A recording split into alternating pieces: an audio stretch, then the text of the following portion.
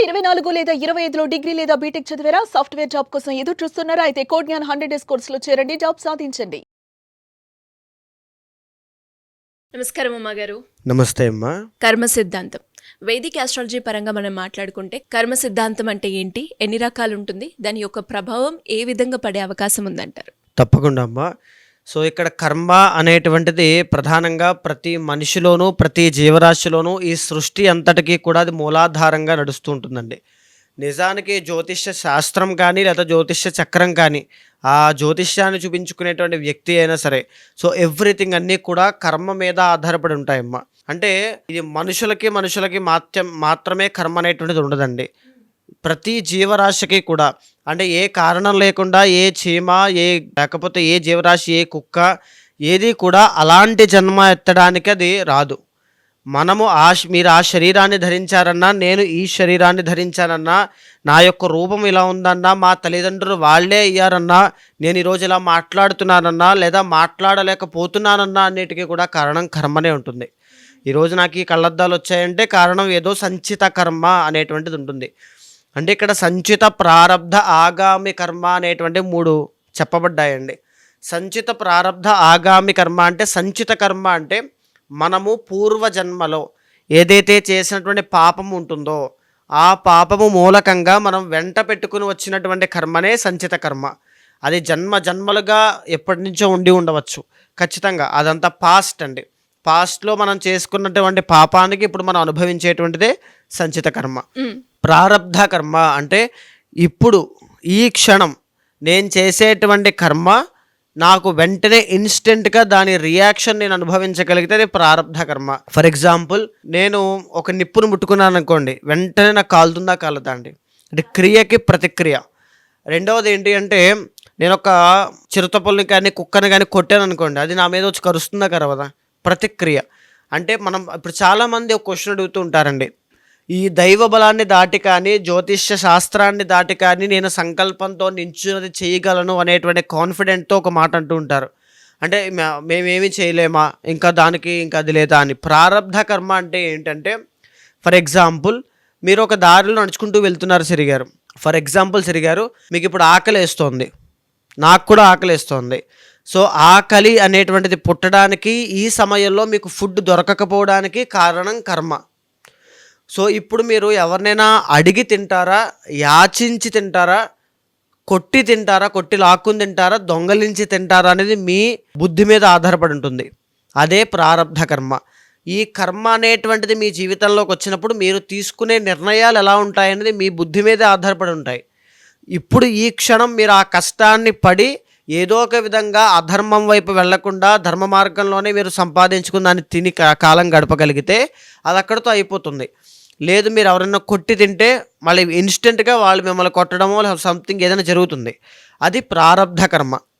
So ఇక్కడ మనం ఈ ప్రారబ్ధ కర్మ, ఈ జీవితము, ఇప్పుడు నడిచేటువంటి జీవితంలో మనం ఏదైతే చేసేటువంటి పనులు ఉంటాయో దానికి మనం ఫ్యూచర్లో పడేటువంటి కష్టము లేదా సుఖము లేదా ప్రతిక్రియ ఏదైతే ఉంటుందో ఆ ఫ్యూచర్లో అనుభవించేటువంటి దాన్నే ఆగామి కర్మ అంటామండి. సో ఇక్కడ సంచిత అంటే పాస్ట్, ప్రారబ్ధ అంటే ఇప్పుడు మనం చేసేటువంటిది, మన చేతుల్లో ఉండే మన బుద్ధి, మన క్రియలు. రాబోయేటువంటిది ఆగామి కర్మ. సో ఇక్కడ ఈ 3 అనేటువంటివి ప్రతి మనిషికి ప్రతి జీవరాశికి ఉంటాయండి. ఈ రాశి వాళ్ళకి ఆ రాశి వాళ్ళకి అది ఏమీ లేదండి. అన్ని రాశుల వాళ్ళకి అన్ని నక్షత్రాల వాళ్ళకి ఇది వర్తిస్తుంది అని చెప్పచ్చు.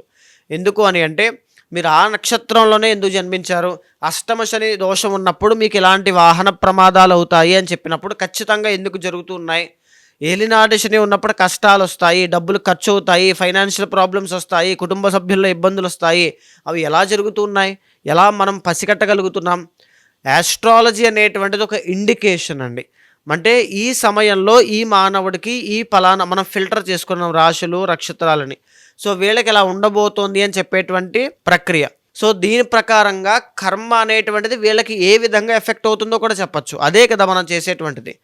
సో అది ఆ క్రమంలోనే మనం ఆల్రెడీ రాశులు చెప్పుకున్నాం, అదేవిధంగా కొన్ని నక్షత్రాలు కూడా చెప్పుకున్నాం సరిగారు. మీరు చెప్పినట్టుగానే రోహిణి నక్షత్రం వారికి కర్మ సిద్ధాంతం అనేది ఏ విధంగా వర్తించబోతుంది, అండ్ అదే విధంగా ఎవరైనా కూడా వారు పరిష్కారం చేసుకోవాలి అంటే ఎలా ఉంటుందో మా గారు? తప్పకుండా అండి. రోహిణి నక్షత్రము అంటే ఈ వృషభ రాశికి సంబంధించినటువంటి నక్షత్రం అండి. రోహిణి 1, 2, 3, 4 పాదములు కూడా వృషభ రాశిలోనే ఉంటాయి. రోహిణి నక్షత్రము కృష్ణుడి యొక్క జన్మ నక్షత్రం అండి. ప్రధానంగా మనం తీసుకుంటే కనుక ఈ రోహిణి నక్షత్రం వాళ్ళు మానసికంగా పడేటువంటి శ్రమ చాలా ఎక్కువగా ఉంటుంది. సో మనశ్శాంతి అనేటువంటిది చాలా తక్కువగా ఉంటుందన్నమాట. అంటే వీళ్ళ మీద కావాలని అభియోగాలు మోపడం, ఎలిగేషన్స్ అనేటువంటివి చాలా ఎక్కువ ఉంటాయి. ఎస్పెషల్లీ విమెన్ రిలేటెడ్ ప్రాబ్లమ్స్ అనేటువంటివి చాలా ఎక్కువ ఉంటాయి సిరిగారు. అది మెన్ ఆర్ విమెన్. ఖచ్చితంగా స్త్రీలలోనే వీళ్ళకి శత్రువులు చాలామంది ఎక్కువ ఉంటారు. అది స్త్రీలే కనక్కర్లేదు, శుక్రుడు కాబట్టి అత్తగారు కానీ, లేకపోతే అత్తయ్య కానీ, మేనత్త కానీ, లేకపోతే ఈ బంధువుల దగ్గర నుంచి మొత్తం అంతా కూడా చాలా జాగ్రత్తగా ఉండాలి. అండ్ ఎస్పెషల్లీ ఉమెన్కి అయితే సిరిగారు పీసీఓడి కానీ, పీసీఓఎస్ కానీ, థైరాయిడ్ ఇష్యూస్ కానీ, బికాజ్ శుక్రుడు కాబట్టి యుటరస్ ప్రాబ్లమ్స్, హార్మోనల్ ఇంబ్యాలెన్సెస్ చాలా తక్కువ చిన్న ఏజ్లోనే పెద్ద ఆరోగ్య సమస్యలు రావడం, ఇలాంటివన్నీ కూడా. అండ్ ఇంకొకటి సిరిగారు వీళ్ళకి డబ్బు అనేటువంటిది విపరీతంగా ఇబ్బంది పెట్టే అవకాశాలు ఎక్కువ ఉంటాయండి. బికాజ్ చూడండి వీళ్ళకి 12th లార్డ్ కుజుడు, 7th లార్డ్ కుజుడు. సో బిజినెస్ అనేటువంటిది ఎక్కువగా లాస్ అవ్వడం కానీ, డ్రాస్టిక్గా బిజినెస్ అంతా పడిపోవడం కానీ, ఒక స్థాయికి వెళ్ళిపోతారండి. బికాజ్ ఎందుకంటే రోహిణీ నక్షత్ర జాతకులు అంటే జనరలీ భాగ్యవంతులు, అదృష్టవంతులు. అలాంటి అదృష్టం దూరం అయిపోతుంది. 10 మందికి పెట్టే చెయ్యి పుట్టుకతోనే ఈ గోల్డెన్ స్పూన్, సిల్వర్ స్పూన్ అంటూ ఉంటాం కాబట్టి అలాంటి వాళ్ళు అనమాట రోహిణీ నక్షత్రం వాళ్ళు. సో జనరల్లీ ఈ నక్షత్రం వాళ్ళకి సామ్రాజ్య యోగాలు కానీ, వాహన యోగాలు కానీ, చాలా తక్కువ టైంలోనే బాగా సక్సెస్ అవ్వడం కానీ అన్నీ ఉంటాయి. కానీ ఎంత ఫాస్ట్గా గ్రాఫ్ పైకి వెళ్తుందో అంతే ఫాస్ట్గా కిందకి పడిపోయే అవకాశాలు ఎక్కువ ఉంటాయండి. అండ్ ఇంకొకటి మ్యారిటల్ లైఫ్లో ఇష్యూస్ అనేటువంటివి 100% వీళ్ళు ఫేస్ చేస్తారు. బికాజ్ 7th లార్డ్ కుజుడు అవ్వడం వల్ల డామినేటింగ్ స్పౌస్ అనేటువంటి ఐదర్ మెన్ ఆర్ విమెన్ ఎవరికైనా సరే స్పౌస్ అనేటువంటి వాళ్ళు డామినేటింగ్ బిహేవియర్తో రావడం కానీ, లేకపోతే పెళ్ళి అయిన తర్వాత వాళ్ళిద్దరి మధ్యలో క్లాషెస్, పెళ్ళి అవ్వడం కూడా సమస్యలతో, గొడవలతో, తగాదాలతో అవ్వడం, పెళ్ళి తర్వాత కూడా ఇబ్బందులు అవ్వడం లాంటివి జరగడం. ఇంకా చెప్పాలి అంటే వీళ్ళ జీవితంలో కెరీర్ అండి. Because 9th and 10th lord వీళ్ళకి శని అవ్వడం. శని ఎప్పుడైతే రాజయోగ కారకుడు అవుతూ ఉన్నారో వీళ్ళకి కష్టము అనేటువంటిది చాలా ఎక్కువ ఉంటుంది. బాగా కష్టపడాలి అయినా సరే ఆ నమ్మిన బంటులాగా సేవా తత్పరత దగ్గరే ఆగిపోతారు తప్ప వీళ్ళకి రావాల్సినటువంటి పేరు, ప్రఖ్యాతి అక్కడ బ్లాకేజెస్ అండి. ఈ పదం ఏంటి అంటే బ్లాకేజెస్. మనీ అవ్వచ్చు, ఎనర్జీ అవ్వచ్చు, ఏదైనా సరే ఈ బ్లాకేజెస్ అనేటువంటివి చాలా ఎక్కువ ఉంటాయి రోహిణీ నక్షత్రం వాళ్ళకి. అది కర్మ వల్ల జరుగుతుంది. వీళ్ళు డబ్బులు బయటకి ఇచ్చినవి కూడా తిరిగి రాకపోవడం. లేకపోతే ఒక్కటి బాగా గుర్తుపెట్టుకోండి, రోహిణీ నక్షత్ర జాతకులకి కనుక జీవితంలో రాంగ్ బిజినెస్లోకి కానీ, రాంగ్ పార్ట్నర్షిప్లోకి కానీ వెళ్ళారంటే తీవ్రమైనటువంటి నష్టాన్ని చూస్తారు. ఎలా చూస్తారు అంటే అప్పటి వరకు మీ జాబ్నో, మీ బిజినెస్నో మీరు సరిగ్గా చేసుకున్నంత కాలము చాలా బాగుంటారు. కానీ అత్యాశకి వెళ్ళొద్దు. ఖచ్చితంగా అండి, అత్యాశకు వెళ్ళి ఎక్కడైనా పెట్టుబడి పెడితే అన్ని కోట్లు వచ్చేస్తాయి, లేకపోతే నేను స్టాక్ మార్కెట్ చేస్తే నేను ఎలాగైనా కోటీశ్వరుడు అయిపోతాను అంటే ఆశ పర్వాలేదు, కోరిక పర్వాలేదు, ఆ ధ్యేయం, గమ్యం పర్వాలా. అత్యాశతో వెళ్ళారంటే మొత్తం మునిగిపోతారు. అది మాత్రం గుర్తుపెట్టుకోండి. ఆ అత్యాశకు సంబంధించింది ఎందుకు స్ట్రెస్ చేస్తున్నారంటే అది ప్రకృతి వేసే ట్రాప్. మీకు ఆ కర్మ వల్ల అది లాస్ అవ్వడానికి ప్రకృతి వేసేటువంటి ట్రాప్ అండి. తరువాత ఇంకొకటి సిరిగారు వీళ్ళకి పుత్రికా సంతానము, ఆడ సంతానము అనేటువంటిది కలిగిన తర్వాత వాళ్ళ కోసం, వాళ్ళ విద్య, ఆరోగ్యం కోసం అన్నీ కూడా తపన పడడం, కష్టపడడం, ఇలాంటివన్నీ కూడా చాలా ఎక్కువ ఉంటాయి. అండ్ ఈవెన్ ఇంకొకటి ఏంటంటే సిరిగారు 8th లార్డ్ గురుడు. సో దీని మూలకంగా జనరల్లీ వీళ్ళది పూర్ణ ఆయుష్ విషయంలో అయితే ఇబ్బంది లేదు. కానీ చిన్న వయసులో ఏదైనా అనారోగ్య సమస్యలు వచ్చాయి, ఇందాక నేను చెప్పినట్టుగా గ్రాఫ్ పైకి వెళ్ళడం కానీ ఏదీ లేదు. ఎందుకంటే మనం బ్లూ ప్రింట్ మాట్లాడుకుంటున్నామండి. అలాంటివి ఏమీ లేవు అనుకుంటే కనుక కర్మ అనేటువంటిది చాలా బాగా ఎఫెక్ట్ చేస్తుంది అని అర్థం. ఎందుకంటారా, రోహిణీ నక్షత్రానికి చూడండి 4 నక్షత్ర పాదాలకి కూడా దోషం ఉంటుంది. నక్షత్ర దోషం, జన్మ నక్షత్ర దోషం ఉంటుంది. అందుకే రోహిణీ నక్షత్రంలో జన్మించినటువంటి కృష్ణ భగవానుడు కూడా కష్టములు అనేటువంటి అవి చాలా ఎక్కువగా పడ్డారైన. రెండోది ఏంటి అంటే కృష్ణ పరమాత్మ పుట్టిన తర్వాత ఆయనకి మేనమామకి సంబంధించినటువంటి గండం ఉంటుంది. కంసుడికి సంబంధించి. అదే రోహిణీ నక్షత్ర జన్మ నక్షత్రంలో ఉండేటువంటి గండం అండి.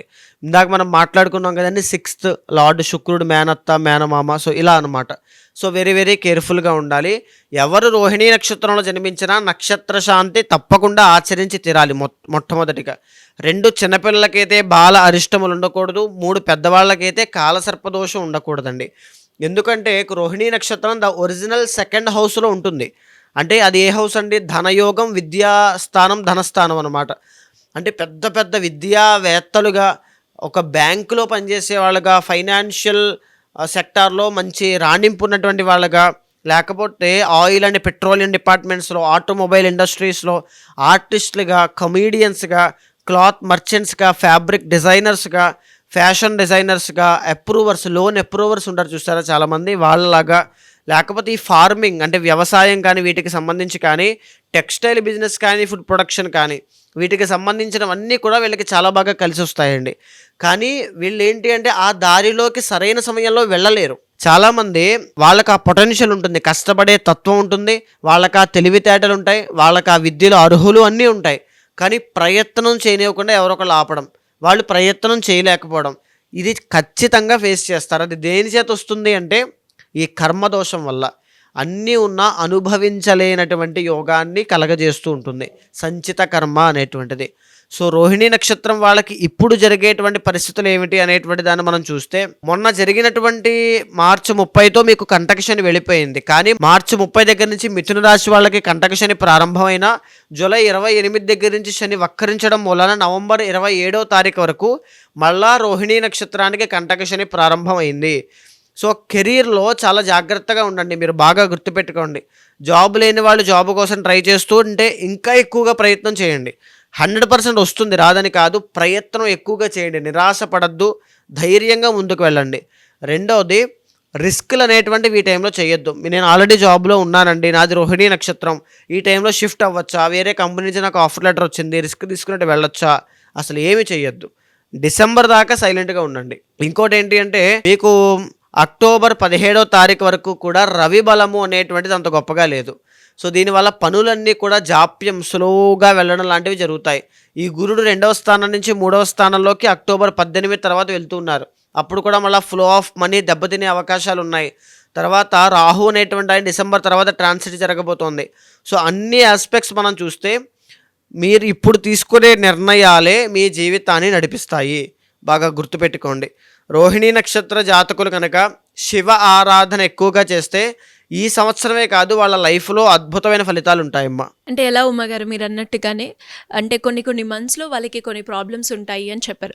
అండ్ అదేవిధంగా నక్షత్రాల వారీగా వాళ్ళ ఇంటర్నల్ చార్ట్ ప్రకారంగా మనం చూసుకున్నట్లయితే వాళ్ళు ఎదుర్కొన్న సమస్యలకి పరిష్కారం కావాలి, మాకు మీ గైడెన్స్ కావాలి అనుకునే వాళ్ళు ఎవరైనా కూడా మిమ్మల్ని అప్రోచ్ అవ్వాలి అంటే ఏ విధంగా ఉంటుందంటారు? చాలామంది అలాగే అప్రోచ్ అవ్వాలనుకునేటువంటి వాళ్ళు ఎవరైనా ఉంటే కనుక మీకు కింద కనిపించే నెంబర్కి కాల్ చేస్తే మా వాళ్ళు మీకు పూర్తి వివరాలు అందిస్తారు. తప్పకుండా మీతో మాట్లాడిన తర్వాత మీ గోచారాన్ని, పర్సనల్ చార్ట్ని సమన్వయం చేస్తూ మీ కోరిక కానీ సమస్య కానీ ఏదైనా సరే దానికి మూలమైనటువంటి కర్మ ఏమిటి, కారణం ఏమిటి, అది అవుతుందా లేదా, దాని మీద హోప్స్ పెట్టుకోవచ్చా లేదా అనేటువంటిది, లెఫ్ట్ ఆర్ రైట్ సిచ్యువేషన్ ఎప్పుడు వచ్చినా సరే దానికి కూలంకషంగా మంచి చెడులు చర్చించి ఏం చెయ్యాలో శాంతి పరిహారములన్నీ మీతో ఆచరింపచేసి భగవత్ అనుగ్రహం కలిగేలా చేస్తాను. థ్యాంక్ యూ ఉమ్మగారు, థ్యాంక్ యూ సో మచ్. నమస్తే అండి.